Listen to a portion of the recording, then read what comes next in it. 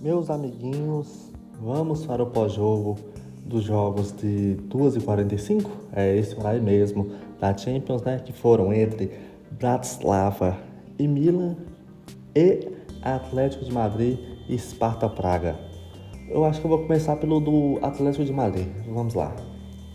O Sparta Praga é um time, vou te falar, das cabeças do Campeonato Tcheco, um dos melhores e tudo mais. E tem um elenco, vou falar assim, bom, comparado ao que já teve no passado. Hoje tem algumas peças, principalmente jogadores novos, que alguns estavam até machucados, que são bons prospectos para o futuro, ainda não estão prontos, mas é melhor do que os jogadores que atuavam lá antes. E o Atlético de Madrid me surpreendeu só a falta do Griezmann no time, de resto titular. E vou te falar, viu? Que partida do Julián Álvares. Que partidaça, viu? Nossa senhora. O cara, principalmente no começo do jogo, era um inferninho. Ele fazia um inferninho no ataque do Atlético de Madrid. Pegava e saía fritando em todo mundo e tudo mais. E do outro lado, quem queria fazer a mesma coisa, só que do lado do Sparta Praga, era o Haraslin, o eslovaco. Só que aos 25 minutos, por aí, essa faixa do jogo, ele foi dar um pique lá e machucou a coxa, né? Saiu machucado, adotou. Um mesinho fora pra ele aí, infelizmente, né? Como eu falei, ele era entre os 3 principais jogadores da equipe, e que 2 já estavam machucados. Sobrou apenas ele dentro de campo e também saiu machucado. Coitado desse time, né? Como eu falei também, ele já não vem tendo a temporada boa, o Sparta Praga, né? Nem no seu campeonato.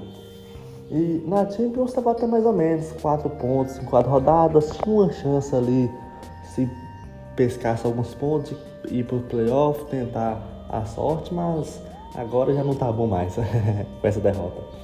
E vem de 5 jogos agora sem vencer, vinha de 4 antes da partida. E também tem a diferença técnica do elenco, né? Que eu falei, tem bons jogadores para o futuro, mas para o futebol atual não tem como. Infelizmente, o time do Atlético de Madrid é muito mais forte. E foi isso que aconteceu. Golaço do Julián Álvares, o primeiro gol do jogo. O Atlético de Madrid atacava, fazia o que queria com o jogo. Dominou as ações 100%. Se quisesse que a bola ficasse na defesa, ficaria no ataque, a mesma coisa.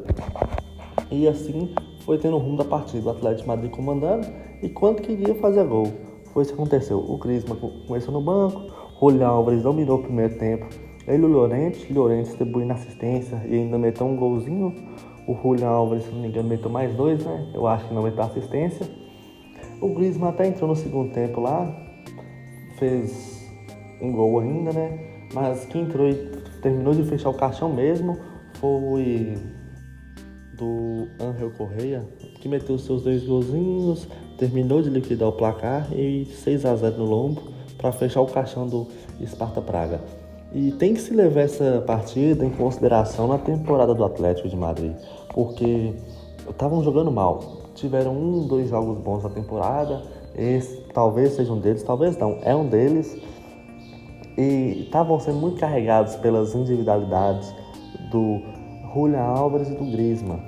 Aí mesmo tendo contratações, incluído o próprio Julián Álvares, tivemos o Lenormand, o Gallagher, o time não conseguia jogar bem, não conseguia. Ainda, eu não sei como que conseguiram estar na posição que estão na Champions e em terceiro lugar na La Liga, porque é explicado por conta do estilo simeonista, né? Que o cara consegue arrancar pontos, arrancar vitórias de onde não existe. É incrível isso, que foram capengando a temporada inteira e ainda estão relativamente bem assim em questão de pontuação. Conseguiram controlar a partida bem, coisa que não vi fazendo em muitos jogos na temporada. E parabéns aí para eles aí, que essa vitória possa retomar a confiança dos jogadores. Inclusive é essa tecla que eu bati em muitos jogos. Quem não assistiu o pré-jogo lá, gente, por favor, né? Pré-jogo não, a análise da terça-feira de Champions. Os 9 jogos eu fiz sobre todos. Dá uma passadinha lá depois para você entender os confrontos, tudo certinho. Eu expliquei muito bem antes. E eu falei sobre o Atlético de Madrid e entre outros times que precisava da vitória para retomar a confiança, que o time é bom e tudo mais, só que pelo momento, pelo psicológico, precisa de uma vitória para se reerguer. E falando de consistência, que eu falei do Atlético de Madrid, temos que falar do Milan também. O Milan é o time mais engraçado que tem. Quando eles fecham em bloco baixo, ninguém consegue furar. Defesa ótima. Mas quando ataca firme também, consegue meter gol no adversário, consegue produzir. Só que é o seguinte, quando o time ataca, a defesa não vale R$1. E a mesma coisa do ataque. Quando a defesa se fecha, o ataque não vale R$1 também, a mesma coisa. Prova foi o jogo contra o Cagliari, que fizeram 3 gols, conseguiram criar, não foram gols achados, foram sim bolas criadas, conseguiram achar os gols e tomaram 3 gols do Cagliari, que é um time limitadíssimo. E voltando para o jogo da Juventus, se fecharam, ficaram 0-0 a partida, a Juventus não conseguiu infiltrar na defesa, só que pergunta se teve alguma bola que eles conseguiram chutar no gol, que eu não me lembro naquele jogo. Eles são totalmente diferentes por causa disso. E talvez falte um equilíbrio, uma coisa que a gente fala que é o Rodri no Manchester City. Talvez falte não só o jogador, mas uma função em campo, alguma mudança do Paulo Fonseca pode fazer para trazer esse equilíbrio para o time. Porque esse jogo foi a mesma coisa. Conseguiram meter 3 gols, ótima produtividade no ataque, mas tomaram 2. E fora que o Pavlovic tirou uma bola em cima da linha lá, sem goleiro, no carrinho, que salvou a equipe. Porque imagina se o Milan sai com esse empate do time que é o Lanterna. Até falando do elenco, eu acho que é o pior time da Champions. O que você vai falar? Como é que vai ser na mídia? Porque agora, nesse novo formato, você não pode perder. Cada derrota vale muito na Champions. Você tem que pontuar a qualquer custo. E prova que eles conseguiram vencer. E o placar de 3-1 que estava indo até o finalzinho do jogo não era explicado pelo o que foi a partida. Porque o Bratislava não mereceu tomar 3-1, tá? O time jogou bem, foi bem postado, mas o Milan conseguiu criar. Isso tem que se elogiar, que eles conseguiram criar. Agora falando sobre o caso Rafael Leão, que é um pouco mais complicado, vou voltar a bater nessa tecla. Primeiro, antes do segundo gol do Bratislava, eu estava com o texto pronto que eu ia fazer. Era o seguinte: Paulo Fonseca, me ajuda a te ajudar também, né, meu cara? O Rafael Leão é o principal jogador do time. A equipe tem uma dependência dele. Aí no jogo de Champions, você coloca ele no banco, por isso que o cara depois fica bravo aí, cria rixa dentro do elenco e tudo mais, como tava tendo. Você conseguiu conversar com ele, mantém, cara. Abre um pouco a mão também do seu próprio ego e coloque ele como titular em algum jogo aí, só para retomar confiança dentro do próprio jogador, porque vocês também precisam dele. Eu pensei nisso, né? Só que vai lá, depois o cara tem 2 chances no contra-ataque, um ataque em velocidade, tem 2 opções de passe, ele quer sair findando todo mundo, perde a bola e quem toma o contra-ataque são eles próprios, bebem do próprio veneno e assim o Bratislava faz um golaço. É isso que a Tênia tem que dizer. Talvez o futebol não seja só de um jogador pintar 3 e passar.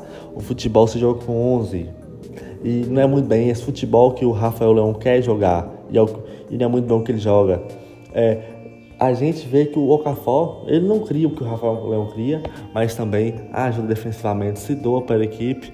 E o Rafael Leão, ele tá melhorando, tá tendo evolução, mas é o que a gente pode falar. A gente não pode criticar o Paulo Fonseca por deixar ele no banco por conta disso, porque eu tenho certeza que se fosse o Okafor, ele ia tocar aquela bola, ia criar assim, uma chance de gol e não tomar um gol que foi o que eles aconteceram, entendeu? Talvez a melhor opção não seja botar ele no banco, como aconteceu hoje, mas sim ir aos poucos tratando isso e mostrando que o futebol coletivista do Paulo Fonseca exige que o Rafael abra-se mão de muitas coisas, como fintar algumas vezes, passar alguma bola, porque ele simplesmente quer ser uma estrela, e ele é craque, só que ele ainda não é esse nível de jogador que ele acha que é, pra querer ser, sabe, tão individualista assim. É complicada essa situação, mas eu só passei aqui pra citar ela aqui, viu, minha gente? Então é esse o vídeo, espero que vocês tenham gostado. Deixa o like aí, meu amigo, por favor. Eu tô precisando botar leite na casa aqui, a comidinha das crianças e tudo mais.